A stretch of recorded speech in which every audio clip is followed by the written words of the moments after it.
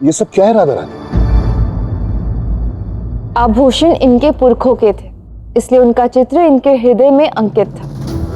इसलिए उन्होंने बड़ी ही सरलता से उनका चित्र बना लिया। और ये, किंतु इन्होंने तो उन आभूषणों को चुराया था, इसलिए उनका चित्र बनाने में ये असहज और असमर्थ रहे। क्षमा, मुझे क्षमा कर दीजिए राधा रानी, मैं लोभ में आ गया था।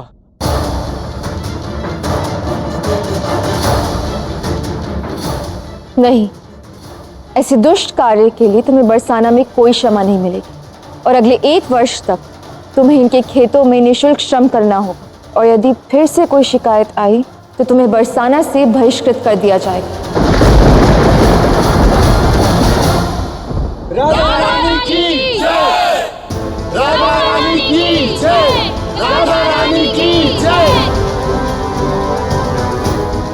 उत्तम, अति उत्तम। तुम अपने पिता के समान हो, न्यायप्रिय, अद्भुत।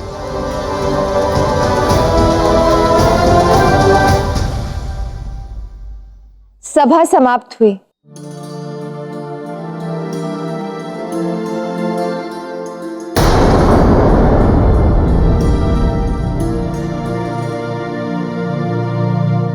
राधा रानी, आपके लिए द्वारकाधीश श्री कृष्ण का संदेश आया है।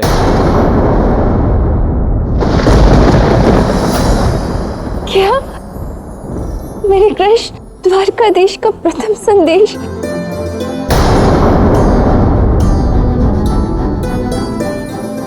राधा, इतना प्रसन्न होने की कोई आवश्यकता नहीं है। कृष्ण का विवाह हो चुका है, वो किसी और का पति है। संदेश में यही लिखा होगा कि राधा, अब मुझे भूल जाओ, हमारे मध्य ऐसा कुछ भी नहीं था। इसी बात का आग्रह करने के लिए संदेश भेजा होगा, और क्या। लिखा कुछ भी हो, मेरे लिए तो यही पर्याप्त है कि मेरे कृष्ण का संदेश है।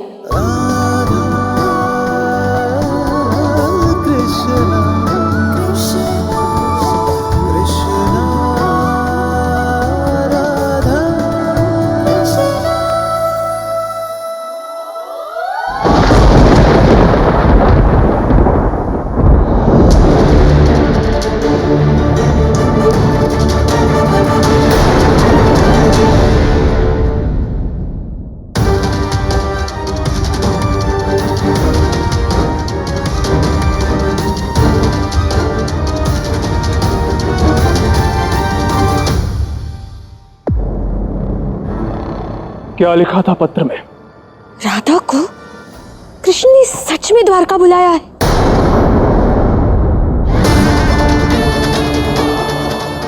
तो मैं उचित था। इसका अर्थ वो सच में राधा को लेने आ रहा है, किंतु मैं ऐसा कदापि होने नहीं दूंगा।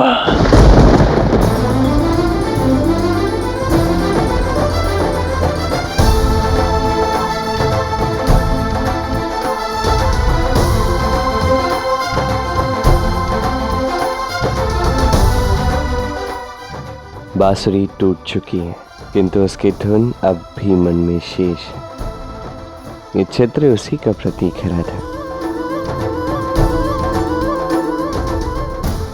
राधा, अब नियति तुम्हें स्वयं द्वारका बुला रही है। मैं जानता हूं तुम तब तक नहीं आओगी जब तक मैं तुम्हें नहीं बुलाऊंगा। अब मैं तुम्हें बुला रहा हूं। द्वारका आओ राधे। रुक्मिणी ने स्वयं कहा है कि जब तक राधा नहीं आती तब तक हमारा ये विवाह संपूर्ण नहीं हो सकता। इसलिए मेरे इस निमंत्रण को शीघ्र स्वीकार कर शीघ्र द्वारका आ जाना राधे। तुम्हारा कृष्ण तुम्हारी प्रतीक्षा कर रहा है। मैं तुम्हें अधिक प्रतीक्षा नहीं करवाऊंगी कृष्ण। और वैसे भी यहाँ जो भी हुआ है उसके पश्चात मुझे अनुमान है कि रुक्मिणी ने मुझे वहाँ क्यों बुलाया है। फिर भी कृष्ण के बुलाने पर उसकी राधा अवश्य आएगी। मैं द्वारका शीघ्र ही जाऊंगी।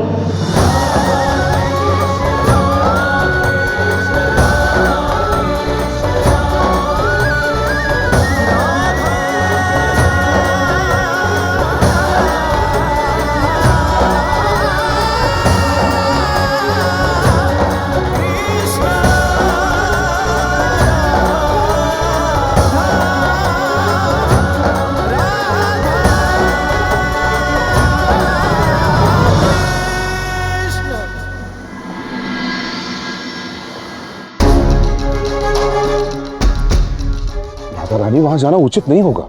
और नहीं तो क्या, कृष्ण ने बुला लिया और राधा सुध-बुध खोकर चल दी उस ओर।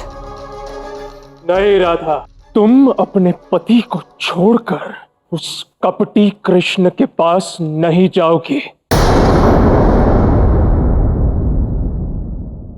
बाबा, कृष्ण के विवाह की विधियां पूर्ण नहीं हुई हैं और रुक्मिणी ने आग्रह किया है कि वो मेरे बिना विधियों को पूर्ण नहीं करेगी।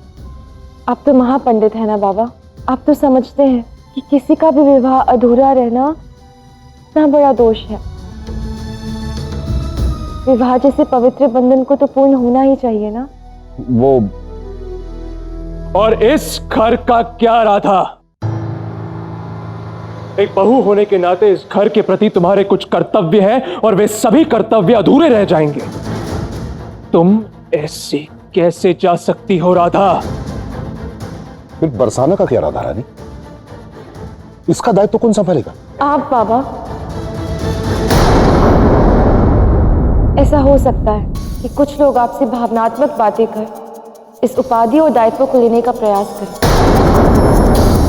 इसलिए आपको मुझे वचन देना होगा कि जब तक मैं नहीं लौटूंगी, बरसाना की मुखिया आप ही रहेंगे। पुनः सोच लो राधा रानी, क्या वहां जाना आवश्यक है? हाँ बाबा, आप निश्चिंत रहिए, मैं शीघ्र ही लौट आऊंगी। अब मैं समझ गई राधा ऐसे अचानक क्यों जा रही है। बड़ी बड़ी बातें करना बहुत सरल है कि बरसाना का दायित्व मुझे कृष्ण ने दिया है, मैं इसे अंतिम श्वास तक निभाऊंगी और ना जाने क्या क्या। किंतु अब देखो, उसी बरसाना का दायित्व छोड़कर राधा जा रही है। जानते हो क्यों अयन?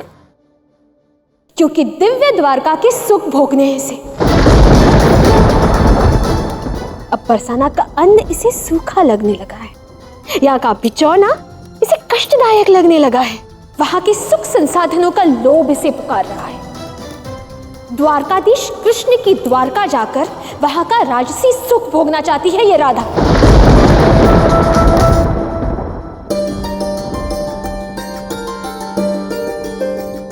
कृष्ण, भोजन ग्रहण कीजिए ना, ये सभी रसोई मेरे राज्य से आए हैं, केवल आपके लिए।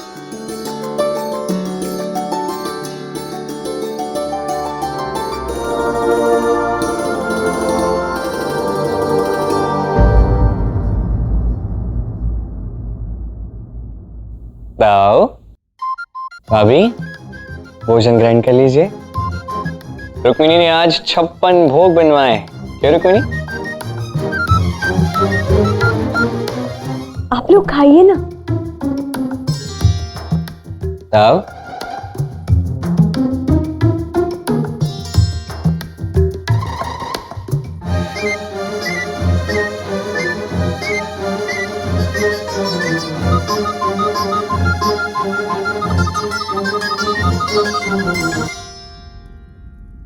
कृष्ण, खीर चक्कर तो बताइए। हमारे राज्य की खीर बहुत प्रसिद्ध है।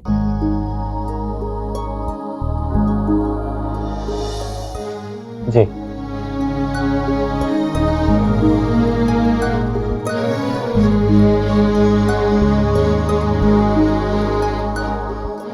कैसी लगी? रुक्मिणी, मैं दाव को देखकर तो ये कह सकता हूं कि सारे पकवान अति स्वादिष्ट बने, किंतु ये खीर इतनी अच्छी नहीं बनी।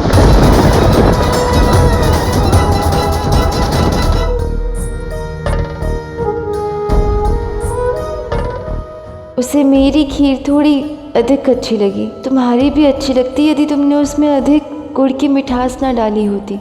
तुमने उसमें इलायची भी डाली थी, उसकी मात्रा अधिक थी। महाराज, मैंने आपसे कहा था ना कि इसमें इलायची मत डालना। कृष्ण, आप चिंता मत कीजिए, अगली बार से मैं स्वयं ही खीर बनाया करूंगी, कम गुड़ और बिना इलायची वाली। रुक्मिणी, राधा की बनाई खीर की मुख्य और गुप्त सामग्री है उसका प्रेम। मुझे विश्वास है तुम शीघ्र ही उसे समझ जाओगे।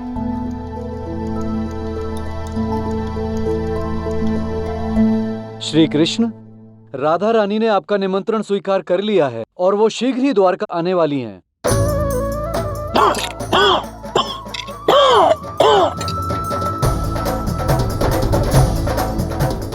ये तो बहुत ही शुभ समाचार है।